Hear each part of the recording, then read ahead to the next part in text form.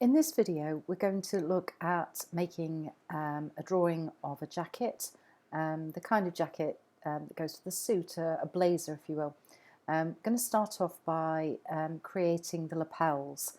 I'll probably divide this video up into about 3 pieces. I'll draw the lapels in the first video, and then the second video will have the rest of the front of the jacket, and then we'll make the rear of the video, the rear of the jacket in the final video. Right, okay, so let's get going. First of all, let's have a look at our layers. So my layers panel is down here, and I've already got a second layer. This layer I'm going to put some guides in place. We are going to put our first guide in, and this is really where the break point is going. So that's where the 2 lapels meet. Now, where you have this is entirely up to you, and it has a bearing on how your garment will look. So I'm just putting this under the bust line. So this is a lady's jacket.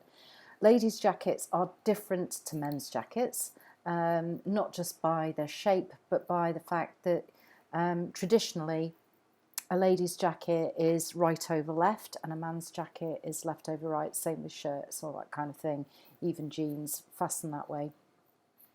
So this is where my break point is going to come down to, and I'm going to put in some guides to help me with the creation of our lapels and the rest of the jacket.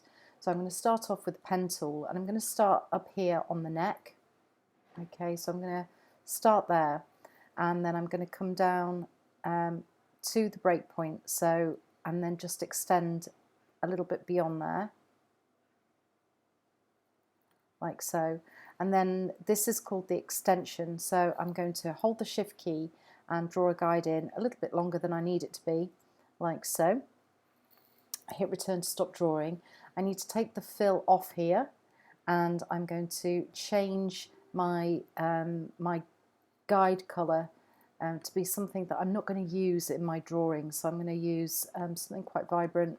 This bright kind of cyan colour should do it, although I might get tangled up with the rest of my my mannequin. So I'm going to just change that to maybe a bright green. I know I've used bright green on the arms here, but it doesn't matter too much.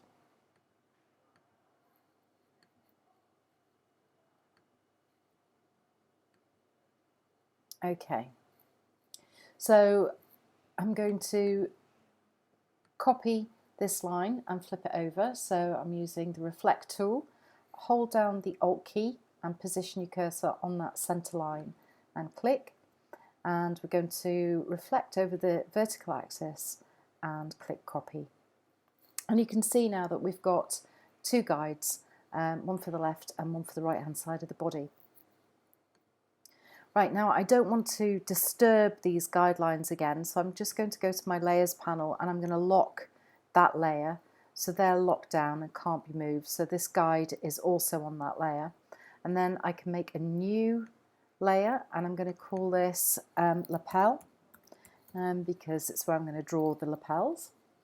And I'm just going to go back to my default black and white, but I'm just going to change the stroke on here. So I'm going to just put a round cap and corner on my stroke line, and I'm going to start here on my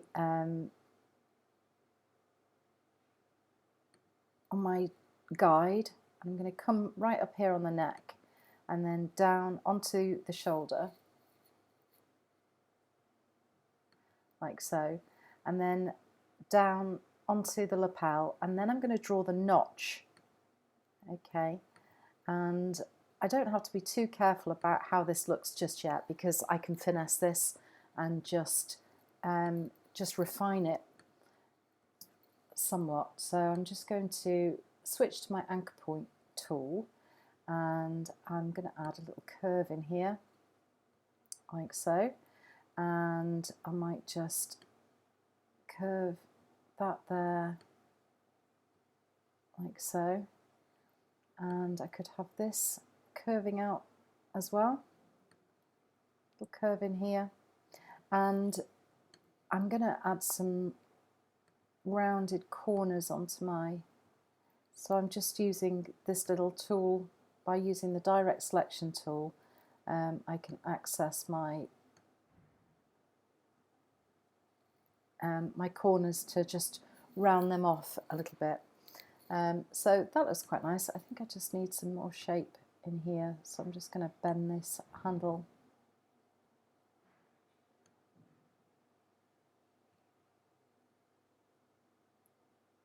like so. That looks okay.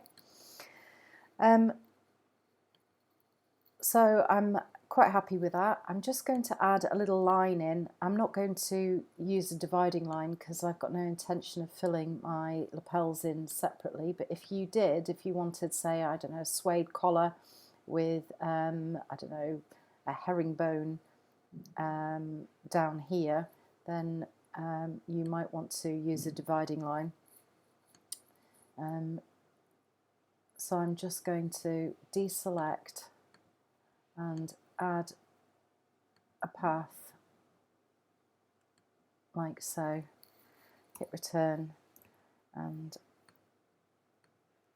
that's that completed. And now I'm going to add some stitches. So I'm just going to pick up this lapel and go to the object menu and choose path and offset path, and I'm going to offset maybe 1.5 points, 1.5 pt. Let's preview that. Oh, it needs to be a minus number. Okay, to make sure the stitches go on the inside of the line, click OK. And then I'm going to just change the line weight and add a 1 point dash to get my stitches looking right. Now, I've got stitches all the way around here, which isn't something that I want. So I need to use the direct selection tool and just remove them where they're not required. So I'm just going to very carefully go around removing the bits that I want to get rid of. And I need to make sure that there's no fill on this stitch line as well. So there we go. And I think I could just do with extending that line up ever so slightly, like that, and maybe just pick that up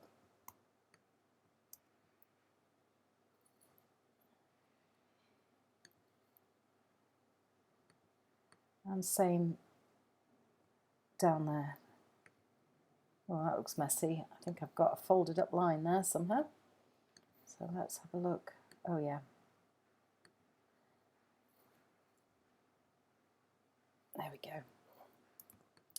So that's pretty much, oops, the lapel completed on one side anyway.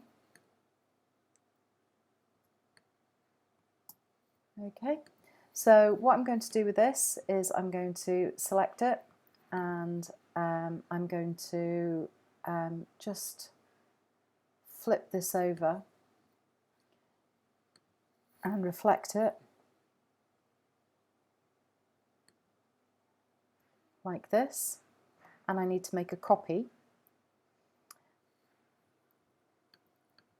So this is what my lapels will look like. Now I'm going to just select my shape builder tool, and I'm going to just remove this end piece. So I'm just going to select both parts of my lapel,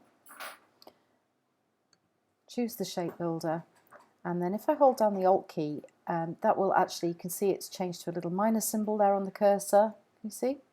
So that's me holding the Alt key down, does that. So when I click here, it'll actually remove that little point there. And I just need to finesse this. So I need to shorten that line down. There we go. So that's part of that stitch line which has been left behind. So I might just delete some of that. Oops. There we go. And then there's another one here, which is from the other side. So I'm going to do the same again.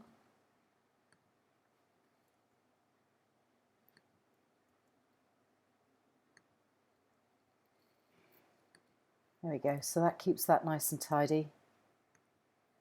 I'm just going to, because it looks like that's now an open path, which I don't want to leave like that. So I'm going to select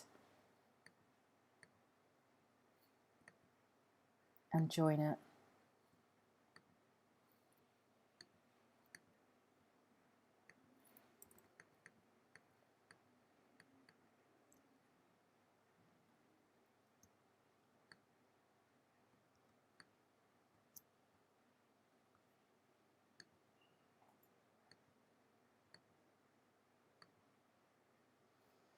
There we are. So that's all joined up. And now what we need to do is make the collar stand. So I'm going to use the direct selection tool and pick up this line segment here, hold down the shift key and select the corresponding piece on the other side. And then I'm going to copy, so Command C, and paste behind Command B or Control B. And then I'm going to right click and join, right click and join again. And you can see it's joined this piece up to make the back of the collar or the collar stand. I'm now going to add a little curve in here. So I'm going to use the anchor point tool to do this. So I'm just going to click here and drag upwards to add a little curve. I'm going to do the same thing down here, like so. And I'm going to use a dividing line to divide where the collar ends and the back of the garment is stitched to the collar.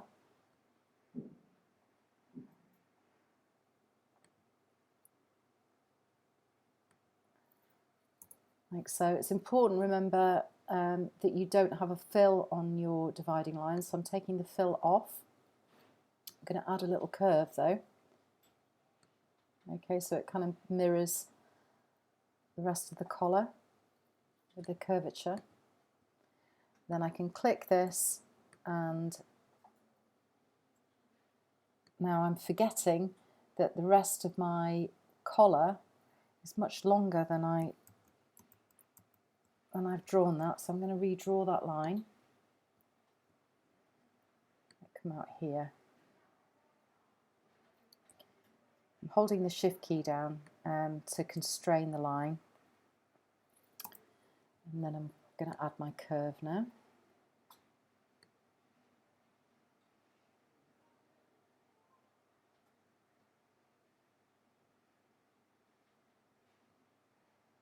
Like so, remembering to take that fill off again, and select the collar stand and the dividing line, and then we go to Pathfinder and choose divide. Now I've just ungrouped that, but in my layers, because this is now regarded as two new objects, it's come to the top of my layers, so I just need to reorganize how these layers are situated. So I'm just going to run them down so they sit at the back like that. And that is the finished lapel.